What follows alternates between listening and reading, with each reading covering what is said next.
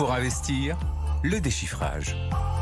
Le déchiffrage avec 3 jeunes personnes très en forme. D'abord Étienne Braque qui poursuit sa journée laborieuse de journaliste à BFM Business. Bonjour Étienne. Bonjour Lorraine, bonjour à tous. Notre journaliste boursier. Alexandre Laigne est avec nous, ça fait longtemps. Bonjour Alexandre. Bonjour Lorraine. Cofondateur de Tudigo, on va parler private equity avec vous. Et puis Enzo Allo, parce que c'est jour crypto avec vous. Bonjour Enzo. Bonjour Lorraine. Enfin avec vous, je sais pas, mais en tout cas, Bitcoin a de nouveau dépassé le seuil symbolique des 100 000 $. On a plein de trucs à dire. D'abord, décortiquez-nous un petit peu ce n'est pas un record historique, mais ce nouveau dépassement de lui-même. Déjà, pour le coup, en termes de dépassement, on peut déjà voir que ça vient de dépasser Amazon en termes de capitalisation boursière. Et donc, Bitcoin est aujourd'hui le 5e actif le plus capitalisé.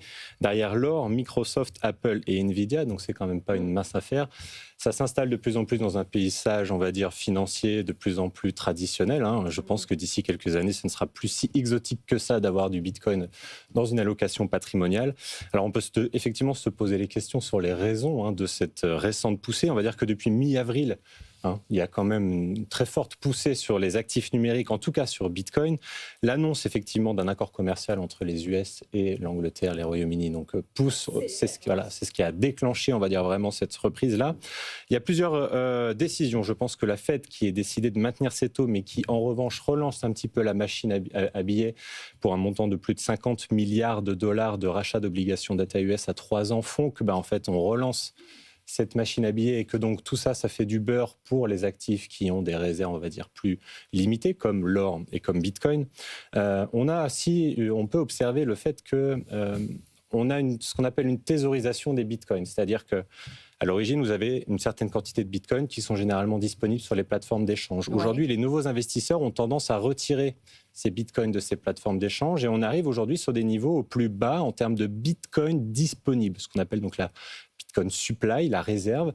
Et donc, le plus on va avoir de Bitcoin moins disponible, le moins on va avoir de liquidité, et donc un prix qui risque d'être poussé également un petit peu plus à la hausse et de manière un peu plus rapidement. La dernière chose, selon moi, c'est la dominance de Bitcoin qu'on voit aujourd'hui s'accélérer depuis 1 an.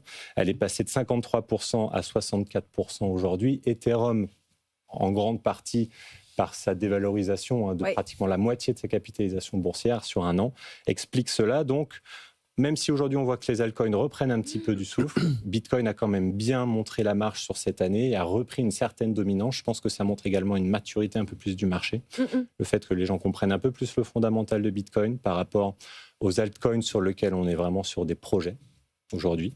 Et donc, tout ça fait que Bitcoin sur 24 heures, plus 34% de volume tout de même. Bitcoin qui passe et dépasse les 103 000 $ là ce matin. Pour vous qui nous suivez en direct, il est 10h43 et on est vendredi 9 mai.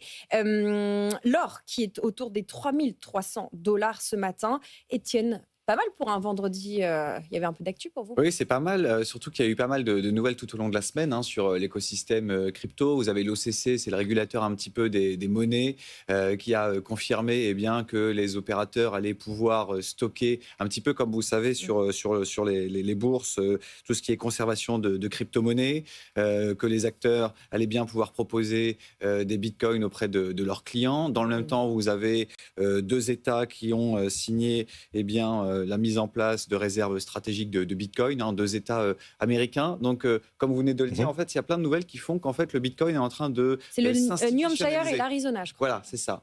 Et donc, ça s'institutionnalise de plus en plus, ça arrive de plus en plus dans les portefeuilles. Après, il ne faut pas oublier que, comme vous l'avez souligné, le Bitcoin est corrélé un petit peu aux indices boursiers. Quand vous regardez début avril, le Bitcoin n'a pas échappé à la secousse boursière. Et puis là, vous voyez qu'il y a une prime du risque qui revient sur Wall Street et puis ça profite également au Bitcoin. Il n'y a pas que les fournisseurs d'ETF qui sont dynamiques à l'achat. Il y a aussi pas mal d'entreprises qui font un peu comme stratégie, ex-micro-stratégie, notamment du côté du Japon. Metaplanet, vous nous parlerez peut-être de ça tout à l'heure, Enzo Allo, puisqu'on fera l'édito crypto avec vous, ce sera vers 11h30. Est-ce que chez Tudigo, vous avez fait comme les Japonais Metaplanet et c'est comme stratégie, vous avez tout vendu et trésorerie en Bitcoin chez vous, Alexandre. Non, en fait, après, je trouve que c'est intéressant de voir que le Bitcoin commence à se comporter comme une valeur tech traditionnelle, corrélée à ces marchés, même si elle amplifie en général les mouvements, parce qu'on voit qu'il y a un mouvement de 2% à la hausse ou à la baisse d'un côté, du côté des valeurs tech, ça va plutôt s'accentuer du côté du Bitcoin, mais ça suit ces mouvements-là. Ce qu'on voit, c'est qu'effectivement, des accords commerciaux entre les États-Unis et le Royaume-Uni, des possibilités d'apaisement des tensions, donc une perception du risque qui diminue, viennent impacter ces valeurs-là parce que les capitaux vont revenir sur les marchés. Donc le Bitcoin qui historiquement était une anti-valeur, une valeur refuge contre les fluctuations macroéconomiques, contre les fluctuations des monnaies d'État, devient une valeur tech, devient de plus en plus une valeur tech. Intéressant. Et d'ailleurs, dans le top des capitalisations, on ne retrouve que de la tech, à part l'or, entre Microsoft, Apple, Nvidia et même devant Amazon, ce que vous disiez. C'est ça, devant Amazon. En termes de capi. Peut-être une dernière chose à noter qui est, je pense, le ressenti des marchés. Il y a un indice qu'on aime bien regarder qui s'appelle l'indice Fear and Greed, donc l'indice de peur et de cupidité, on va dire, qui a réalisé son record, on va dire, depuis sa création, qui est passé donc de 15, pratiquement le plus bas historique, à 70 aujourd'hui, dans la période la plus courte. C'est-à-dire qu'il y a vraiment eu un retournement de marché depuis mi-avril qui ne s'était jamais produit sur, on va dire, les anticipations qu'ont les investisseurs sur les valorisations futures de l'actif. En même temps, entre-temps, on a un président américain qui secoue l'économie comme on secoue une boule à neige, comme dirait Thomas Veillet, de notre contrariant suisse, s'il nous écoute. Étienne, on a eu pas mal de publications, c'est presque la pause maintenant pour vous. Qu'est-ce qu'on retient de la semaine de publi ou de la période de résultats, de la saison de résultats? Pas si mal, notamment aux États-Unis. Quand vous regardez la croissance des bénéfices par action, elle est supérieure à 10%. C'est bien au-dessus des attentes du consensus qui était plutôt placé à 8-9 au début de la saison de publication. Là, pour l'instant, vous avez environ 80% des sociétés du S&P 500 qui ont dévoilé leurs résultats. Alors, c'est un petit peu, jusqu'ici, tout va bien, puisque ce sont les résultats du premier trimestre. C'était avant la mise en place des taxes douanières début avril. Néanmoins, vous avez des entreprises qui se mouillent sur l'impact de ces tarifs douaniers. Alors, c'est toujours compliqué de faire des calculs, parce qu'au final, alors ça bouge un peu moins là, ces derniers jours, mais début avril, ça changeait tous les jours, ces fameuses taxes douanières. Donc c'est très compliqué de faire un scénario à 150 ou à 100% de droits de douane. Mais vous l'avez vu encore cette semaine, typiquement avec Legrand à Paris. Vous avez des entreprises qui vous disent, au final, on va déplacer notre chaîne de production, on va s'adapter, on va faire des gains de compétitivité, on va réussir à absorber une bonne partie de ces tarifs douaniers. Donc ça, c'est la bonne nouvelle. Et c'est aussi la raison pour laquelle les indices ont bien rattrapé leur niveau de début avril, puisque ça y est, on est revenu juste avant le choc de cette fameuse journée de la libération des États-Unis, avec même ce matin un record pour le DAX à Francfort. Absolument. Vous voyez, les records reviennent déjà en Europe. Si vous regardez la bourse de Londres, on n'en est pas très loin. Bon, à Paris, c'est un petit peu plus compliqué, mais comme en début d'année, c'est un cas à part, parce que vous avez le secteur du luxe qui pénalise très clairement le CAC 40 depuis le début de l'année. Mais au final, c'est pas si mal quand vous regardez dans le rétroviseur. Je suis pas sûr qu'il y a un mois, on pouvait imaginer que le rebond aurait été aussi fort et aussi rapide sur les marchés actions. Record du DAX, effectivement, en Allemagne. Petite réaction, les marchés cotés, c'est pas forcément votre activité principale, Alexandre, mais voilà, il se passe des trucs en bourse. Voilà, on se demande si les marchés n'ont pas retrouvé quelque part leur pouvoir magique, quoi. Les marchés cotés, c'est le reflet de la vision des investisseurs sur les perspectives économiques des entreprises, les perspectives de croissance notamment, les perspectives de rentabilité. Donc forcément sur un contexte de guerre économique sur lesquels les marges vont être impactées par des droits de douane énormes finalement, les marchés anticipent une baisse des valorisations. À l'inverse, lorsqu'on voit des accords commerciaux et de plus en plus d'accords commerciaux qui semblent signaler un apaisement futur, on anticipe que les marges vont revenir et donc les marchés réagissent positivement. On va finir avec une petite note RH. Nous allons parler d'une des Françaises les plus connues de la vallée, de la Silicon Valley, ex-Meta, passée par le géant de la tech Instagram, Fidji Simo, qui rejoint OpenAI. Alexandre, vous avez un regard analytique sur ce move RH. Ouais, sur un move RH qui en fait est un move stratégique. Donc Fidjissimo, pour ceux qui ne la connaissent pas. Petit portrait, 38 ans, qui a grandi à 7 dans l'Hérault.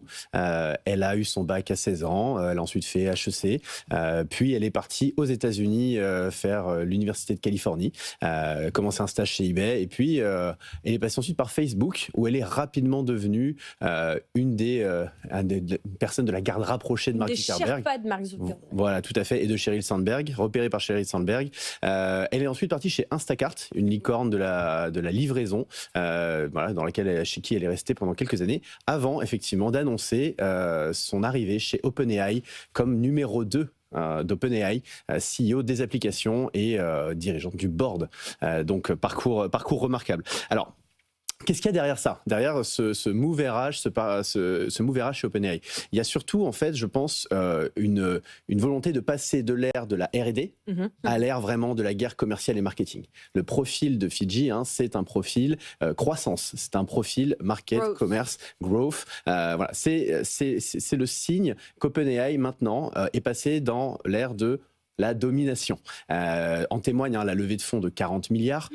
Si on compare à nos amis français de chez Mistral, on est sur une levée de 600 millions. Les moyens déployés sont colossaux, valorisation colossale. Et puis, dans le tour des investisseurs, on peut noter par exemple un SoftBank qui était la banque d'investissement qui investit notamment chez Uber, chez WeWork, et qui, en général, a l'habitude de brûler du cash pour aller étouffer le marché, écraser la concurrence. Donc moi c'est ce que je vois derrière ce move qui montre que pour avoir, il va falloir avoir des moyens à la hauteur de nos ambitions si on veut lutter dans cette course à l'intelligence artificielle. Intéressant.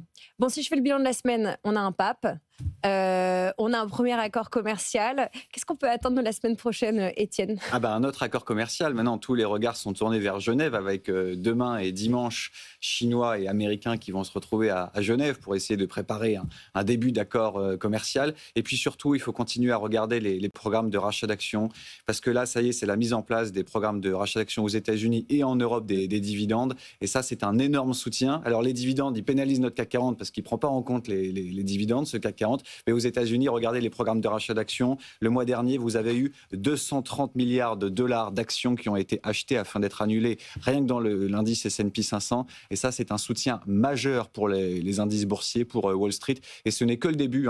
Goldman Sachs vous dit 2025 va être une année record, 1000 milliards de rachats d'actions dans le monde. Intéressant. Merci beaucoup à tous les trois. Étienne, n'allez pas trop loin parce qu'on vous attend pour un point marché dans une dizaine de minutes. Alexandre non plus, n'allez pas trop loin parce que vous êtes notre coach ce matin. On va parler de private equity. On va faire un petit topo pédago sur les pièges à éviter dans le private equity et à investir intelligemment en fonction des maturités, mais aussi de la typologie de nos investissements. Vous êtes un peu notre professeur ce matin, Alexandre. Et Enzo Allo, vous restez aussi parce que jour de fête, quand Bitcoin tutoie les 103 000 $ tout pile à l'heure où on se parle, on a besoin de vous. Puis vous nous direz que Bitcoin, c'est redorer la cerise, c'est refait la cerise, mais pas que.